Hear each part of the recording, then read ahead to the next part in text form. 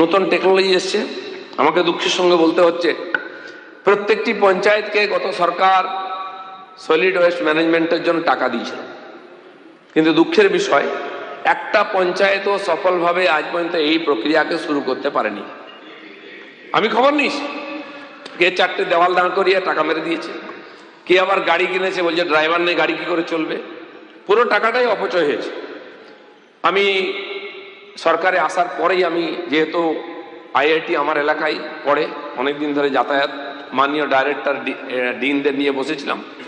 আমি বলেছি দুটো জিনিস আপনাদের দেখতে হবে, pollution control, solid waste management. সারা দুনিয়াতে কথা হচ্ছে এই দুটো খুব বড় প্রবলেম। আপনারা যারা শহর থেকে এসেছেন সবাই জানেন শহরে বর্জ্য ফেলার কোনো জায়গা নেই।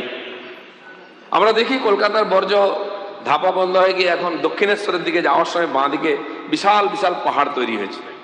সেখানে একটা প্রক্রিয়াকরণ ইউনিটও আছে। আমি জানি না কতটা সফল, কতটা চলে, কত পার্সেন্ট সেখানে ডিসপোজ হচ্ছে।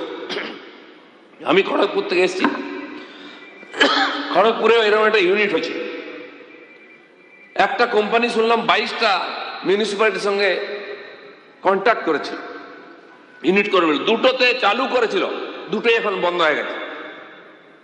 আমি খড়গপুর আইআইটি কে বলেছি যে মেদিনীপুর খড়গপুর দুটো শহর কাছে আছে, আপনারা দুটো ছোট পাইলট প্রজেক্ট করে আমাকে দেখান, তাহলে ওই দুটোকে দেখে আমরা সারা পশ্চিমবঙ্গ জুড়ে এই ধরনের কাজ শুরু করব। তারা রাজি হয়েছেন, কালকেও কথা হয়েছে, অলরেডি এ ব্যাপারে কাজ অনেকটা এগিয়েছে, এমওইউ হয়েছে, সেটা আমার মনে হয় কাজ শুরু হবে। আপনাদের সহযোগিতা চাই, কারণ বিশ্বব্যাপী একটা বড় সমস্যা। আমেরিকা, ইউরোপের বহু দেশ তাদের বর্জ্য নিয়ে এসে সমুদ্রের মধ্যে বহু দ্বীপে ফেলে দিয়ে যায়। আমরা কোথায় ফেলবো? আমাদের এত লোকজন, এত উর্বরা ভূমিকে নষ্ট করতে পারি না। কিন্তু এটা বাস্তব যে এই ধরনের বর্জ্য এত বেড়ে যাচ্ছে, জৈব অজৈব তার মধ্যে পার্থক্য করার ব্যবস্থাই নেই। এ দুটো প্রথম পার্থক্য করতে হবে, আর তারপরে সেটা প্রক্রিয়াকরণ, তার থেকে সার, তার থেকে পেট্রোল, অনেক কিছু তৈরি হচ্ছে আজকাল, সেটা হতে পারে। সেই জন্য এই প্রকল্পতে সবাইকে একটু জোর দিতে, আপনি নিজের এলাকায় চেষ্টা করুন যেন বর্জ্যকে প্রক্রিয়াকরণ করা যায়। গ্রামাঞ্চলের জন্য মানুষের মল ইত্যাদিকে প্রক্রিয়াকরণ করার ব্যবস্থা তৈরি হয়েছে। একটি সংস্থার সঙ্গে আমার কথা হয়েছে, উনি যেমন বললেন যে যারা তুলে নিয়ে যায় তারা পয়সা নেয়, এখানে উল্টো, তারা একটা এনজিও করেছেন, তারা মল ইত্যাদি বাড়ি বাড়ি থেকে নিজেরা তুলে নিয়ে যাবেন, আর তার জন্য পঞ্চায়েত বা মিউনিসিপ্যালিটিকে তারা টাকা দেবেন, ট্যাক্স দেবেন, কারণ ওটাকে দ্রব্য কাঁচামাল হিসাবে কিনে নিয়ে যাবেন, ওনারা নিজেরাই সাফাই করে নিয়ে যাবেন, তারা প্রসেস করবেন, শুকনো আলাদা, জলটা অন্যভাবে ব্যবহার হবে, শুকনোটা সার হিসেবে ব্যবহার হবে।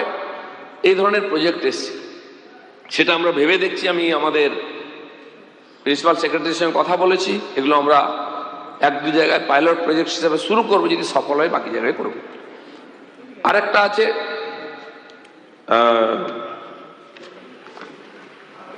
পলিউশন নিয়ে, তো সমস্যা আছেই, আপনারা জানেন। আমি কালকে মেদিনীপুরে বৈঠক নিয়েছি, আমাদের সমস্ত ফ্যাক্টরিকে ডাকা হয়েছিল, আইআইটির প্রতিনিধি ছিলেন, পলিউশন কন্ট্রোলের লোক ছিলেন, ডেভেলপমেন্ট বোর্ডের লোক ছিলেন। এই বিষয়ে তাদের বক্তব্যও শুনেছি এবং আমরা আমাদের সাজেশন রেখেছি। এটা একটা বড় বিষয়, চিন্তার বিষয় আছে। পলিউশন যেভাবে বাড়ে, বিশেষ করে ঠান্ডার সময় 300-400-র মধ্যে চলে যায়, যেটা খুবই বিপজ্জনক, দিল্লির কাছাকাছি চলে যায়। সেজন্য এটা নিয়ে আমাদের সবাইকে সচেতন হতে হবে।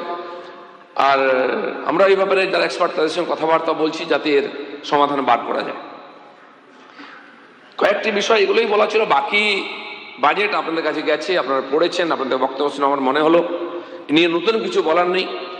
আমরা প্রায় 20,48,000 মানুষকে ভাতা দিই, পঞ্চায়েত বিভাগ দেয়, একটা বড় খরচা আছে আমাদের। এটা এই যে 1,000 টাকা, 3,000 টাকা বিভিন্ন ভাতা যাচ্ছে, এই 20,48,000-এর বেশি লোককে ভাতা দিতে হয়, এগুলো বড় খরচা। এই ধরনের বিভিন্ন প্রকল্প নতুন করে আমরা বাড়িয়েছি, যাতে সাধারণ মানুষ উপকৃত হন, আর তার নতুন করে চালু করা, প্রশিক্ষণ করার ব্যবস্থা আমরা নিচ্ছি। পঞ্চায়েতে কর্মচারী 10-12 বছর নিয়োগ হয়নি, ইমিডিয়েট 11,000 কর্মচারী চাই। তার জন্য আমরা পিএসসি কে